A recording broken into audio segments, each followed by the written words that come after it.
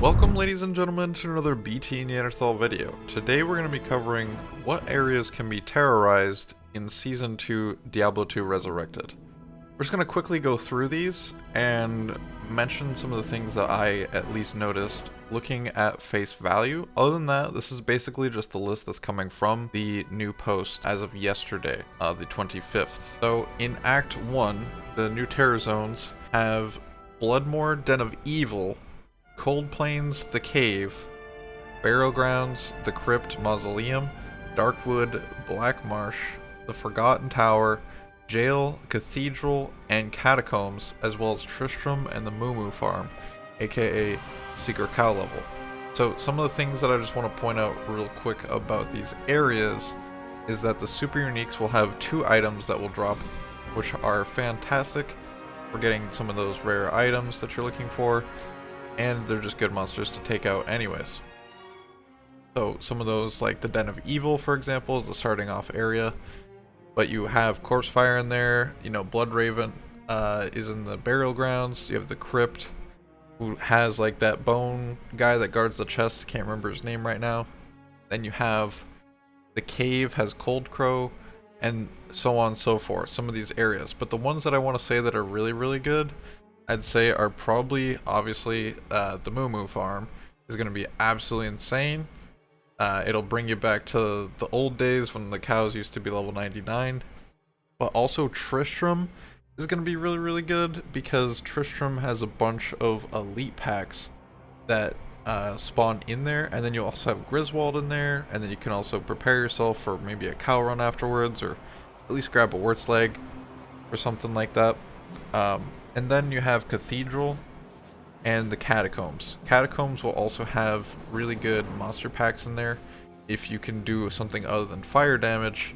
The Fallen packs, like the Shaman packs that are champions with all the multicolor and a lot of guys there, those are probably one of the best experience monster packs in the game.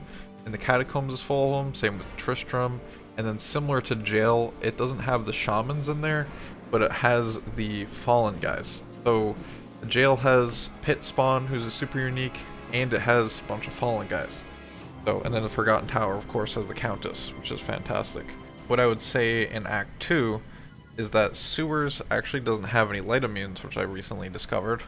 And then, other than like Radamant's minions and things like that, but you also have Radamant down there, and it's a pretty cool area to farm. You also have Rocky Waste, Stony Tomb, Dry Hills, Halls of the Dead, Bar Oasis, Maggot Lair, Lost City, Valley of Snakes, Claw Viper Temple, and then Harem, Palace Cellar, Arcane Sanctuary, and Talrosh's Tombs.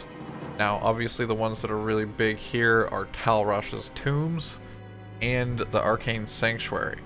Those things are going to be really strong. Arcane Sanctuary is already really good, with the chance to drop high runes. Then you have the Summoner for keys and charms and stuff like that in that area. Super chests as well. Then for Talrosh's Tombs, the density is absolutely insane. And it doesn't say Talrosh's Chamber is included in this, so I'm not sure if Duriel will be included or not, but we'll see. But the density in there is absolutely incredible. So Talrosh's Tombs is going to be a really good one. You don't want to miss that. Then we have the Far Oasis, which is actually going to be really good, and the Stony Tombs, which is also going to be really good. So Stony Tombs has a lot of density already, and with it being a higher level now, this place is going to be absolutely bonkers.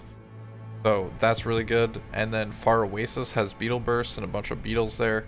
Level 99 beetles are going to be absolutely insane. You have Beetle Burst, like I said, and the swarms there are pretty easy to take down, and depending on the build that you have, and those guys being level 99, just quickly take a bunch of them down and move on. Moving on to Act 3, we have the Spider Forest and Spider Cavern, Flared Jungle, Flared Dungeon, Lord Karos by itself, Karos Bizarre Ruined Temple and Disused Fane, Karos Sewers, Ravencall, Endurance of Hate.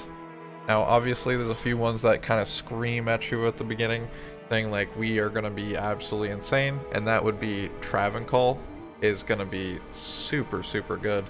I can't imagine the council members being level 99 and how that's actually gonna feel. So many drops from them, so much experience as well. A little bit dangerous, of course, but you know, it's really, really good. Then you also have the Flared Jungle and the Flared Dungeon. These places are extremely dense, and if you can actually take them down, it's really, really good. Those are just some of the highlights we have there. Maybe if Lower Karast was actually included, maybe with the Cross Bazaar, or even Upper Karast or something, that would be really good, but I feel like Lower Karast by itself is a little bit underwhelming with what we currently have in comparison. Going on to Act 4, this is a quick one. We have Outer Steppes, Plains of Despair, and then River of Flame and Chaos Sanctuary. Outer Steppes and Plains of Despair I think are going to be pretty fun. The Stormcasters are always pretty easy to take down. I find them the most fun to fight in the game, so those guys are going to be fun to fight in those areas. Then you're also going to have the Souls and the Plains of Despair with Isual there. So you could be Isual farming and then maybe take out the guys that are following in the following area, because he does a little explosion that takes them out. Then you have River of Flame, and between the Waypoint and the Chaos Sanctuary is like the best place to farm the River of Flame, because there's a lot of elite pack potential spawns there on that like bridge area. So River of Flame is going to be really strong. Then you also have Hephasto if you want to farm him for some reason, but he is in there as well. The Chaos Sanctuary, I don't really need to say much about this. This is one of the best areas in the game already, and it's just going to be even better. I will say that the seal bosses, being able to farm them at level 99 is absolutely incredible, especially Grand Vizier being level 99. It's going to be a crazy amount of XP. I know that in the past, we've actually, for XP races, farmed Grand Vizier for level 80 races. So I can't imagine how much XP that's actually going to grant when he's level 99.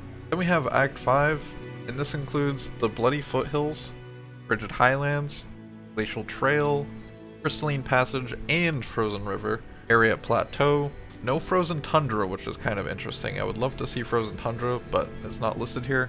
And then all of these areas, Neolithak Temple, Halls of Anguish, Halls of Pain, and Halls of Vought. This is going to be insane. Level 99 Pindle, are you serious? Level 99 Neolithak, this is going to be crazy farm. A lot of experience here as well. Lots of areas to take out, lots of areas to experiment with. There's a lot of little flare guys you can take out on your Javazon or something like that. That is one of the strongest ones for sure. Then we have Worldstone Keep, Throne Destruction, and Worldstone Chamber. One thing that kind of confuses me is why Worldstone Chamber is a terror zone when Bale's already level 99. Maybe it's the tentacles, maybe something else that we don't understand. Again, I will cover all of that if and when the opportunity presents itself. I do want to really quickly go over the immunities of the areas that are going to be in the terror zones. Macro BioBoy made a really good sheet yesterday that kind of describes a little bit of the immunities, and we're going to play a quick clip of it if you guys want to check it out. I'm going to leave a link in the description so you can check out the full video if that's something you're interested in, and his Twitch there. Here's what we get. In the new areas which will become terrorized, effectively making them better than area level 85s for magic finding in 69, nice, of those areas are going to contain fire immunes. 60 of those areas are going to contain cold immunes, 68 lightning immunes, 57 poison immunes, 25 physical immunes, and 20 contain magic immunes. And just for some other values real quick, 38 of these areas do contain super uniques as well.